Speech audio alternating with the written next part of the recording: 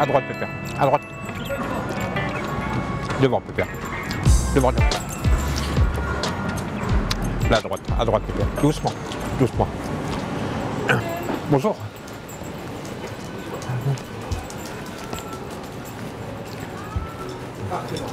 Oui, bonjour, je recherche en blouson. Oui. Un blouson de saison, pas trop chaud, mais pas trop...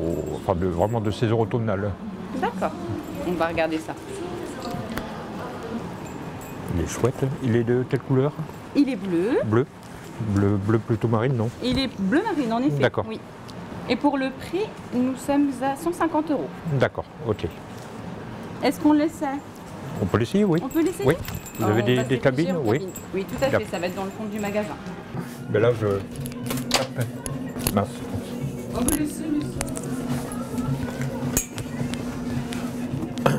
L'étiquette m'a aidé en fait, parce que l'étiquette était plutôt de couleur claire, donc qui contrastait avec le mur. Donc ce qui m'a aidé, parce que là, en fin de compte, je perçois moins, quoi. D'accord. Donc l'étiquette m'a aidé. Je suis malvoyant, je suis atteint d'une maladie génétique qui s'appelle la névrite de Liébert. C'est-à-dire que j'ai une vision sans couleur, partiellement assez floue, et donc avec un 20e dans chaque œil. Donc voilà, ceci dit, donc, avec ce handicap, donc lorsque je me présente dans un magasin, bon, j'essaie d'avoir une certaine autonomie, une certaine indépendance pour commencer à rechercher ce dont je vais avoir besoin. Et là où je m'aperçois après, je rencontre la difficulté, je fais appel, ou bien comme lorsque tout à l'heure l'occasion s'est présentée, il y a le vendeur ou la vendeuse donc, qui se présente et qui me demande conseil si je recherche quelque chose et ce que je recherche dans le magasin. Comment vous vous dirigez dans un magasin ? Si c'est un magasin que je ne connais pas, j'y vais avec prudence. En plus avec le chien pour ne pas percuter quelque chose, ne pas trouver un obstacle quelconque. Après, beaucoup évidemment aussi avec le sens du toucher, pour savoir si dans un magasin de vêtements, si je vais me trouver dans un rayon où je vais avoir affaire à des blousons, si je vais avoir affaire à des pantalons ou autres. Et après, donc, il y a la vendeuse qui va s'apercevoir que bon, il y a un problème visuel, donc il va venir à mon secours. Le fait d'avoir le chien, d'arriver avec le chien, est-ce que c'est d'entrée de jeu pour le vendeur un indicateur sur votre handicap? Oui, je le pense, oui, je le pense. Le chien, bon, je pense qu'on s'aperçoit tout de suite que c'est un chien guide d'aveugle. Bon, et puis un chien, c'est relativement tout de même inhabituel dans un magasin, surtout un magasin de vêtements. Donc forcément, bon, il y a tout de suite un contact qui se crée. Et tout de suite, bon, le vendeur ou la vendeuse va venir me demander conseil. Me proposer ses conseils plutôt. On vient de voir à l'instant, à la fois chez Brice, à la fois chez Jules, l'accueil est plutôt bon, le vendeur est venu, la vendeuse est venue directement vers vous. Oui. C'est comme ça habituellement ou est-ce que le fait qu'il y ait une caméra, ça peut être un peu joué?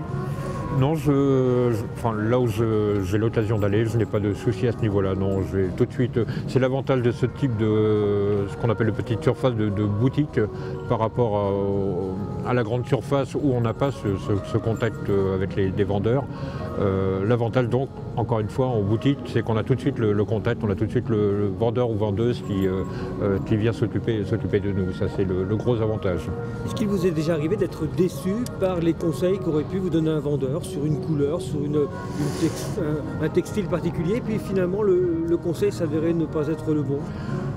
Je pense qu'on va se rendre compte de toute manière si ce que j'appellerais une tromperie, c'est-à-dire si le vendeur ou la vendeuse cherche à nous tromper, à nous vendre l'article coûte que coûte, alors que là, non, en l'occurrence sur les magasins que là je viens de faire, on s'est rendu compte que non, il s'agissait plutôt de conseils, mais il n'y avait pas de forcer l'achat, de dire il faut que je lui vende ça, absolument profiter de son handicap visuel pour lui fourguer, si je puis dire familièrement, un article.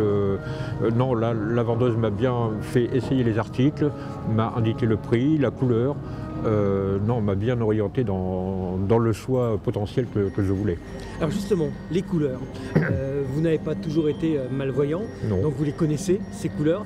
Est-ce qu'aujourd'hui encore, ça a vraiment un sens? Est-ce qu'une couleur vous évoque réellement quelque chose? Ah oui, tout à fait, oui.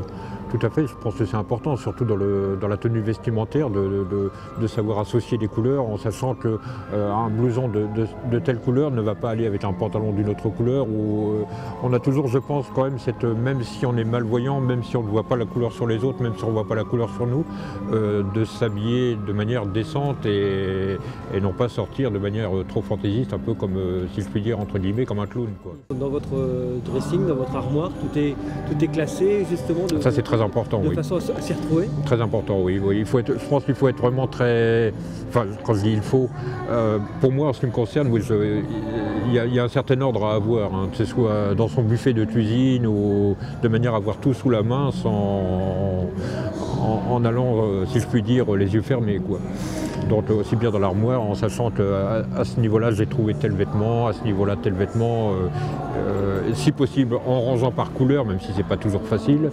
Mais oui, il y a une certaine manière de ranger pour bien s'y retrouver, oui. Et alors tenue été, tenue hiver, on change en fonction des saisons? Aussi, oui, ouais. aussi.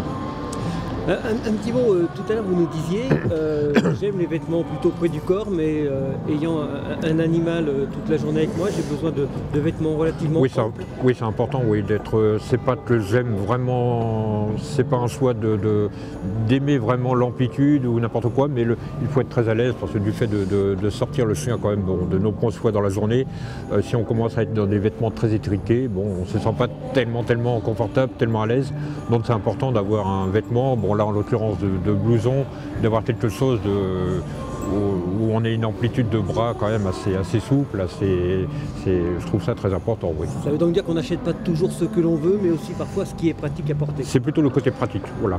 Plutôt côté pratique, et puis bon, tout de même avec une certaine élégance, oui, tout de même c'est important aussi d'être plutôt, de se sentir bien habillé et bien regardé aussi par les autres. C'est ce que j'allais vous demander, même si on ne voit pas le regard des autres, de se sentir quand même qu'on est, voilà, Donc le look c'est important. Important, enfin moi je le considère comme très important, oui. On vous accompagne là depuis ce matin, si on n'avait pas été là avec vous auriez eu des difficultés à trouver Brice, Jules? Ah oui, complètement, oui. Comme ouais. Ça, un endroit tout à fait nouveau, je n'aurais pas trouvé du tout. Donc là, à partir de là, ça aurait été demander. Ou alors peut-être, ça arrive aussi où il y a des gens qui vous emmènent directement jusqu'à la porte, des gens qui ont un peu de temps à consacrer. Bon, qui vont nous dire je vais vous accompagner, vous montrer où ça se trouve. C'est rare, mais ça peut arriver. Oui. S'il y avait un plan à l'entrée tactile qui vous permette, en fonction de votre handicap, de mieux se repérer, ça serait une idée à soumettre, oui, pourquoi pas. Quelle approche vous avez par rapport à ça? Voilà, en fin de compte, bon, je m'aperçois que c'est un écran, mais je me demande s'il n'y a pas quelque chose pour faire une manipulation quelconque, que ce soit des boutons ou quelque chose qui peut faire activer. Il y a juste un zoom ici. D'accord. Voilà. Mais qui n'a pas l'air très efficace. Parce que là, je me rends compte qu'il y a quelque chose qui bouge. Donc ça ne correspond pas vraiment à ce que vous souhaiteriez? Non, parce que là, pour moi, ça n'a pas une utilité vraiment quelconque. Enfin, ça n'a pas d'utilité, quoi.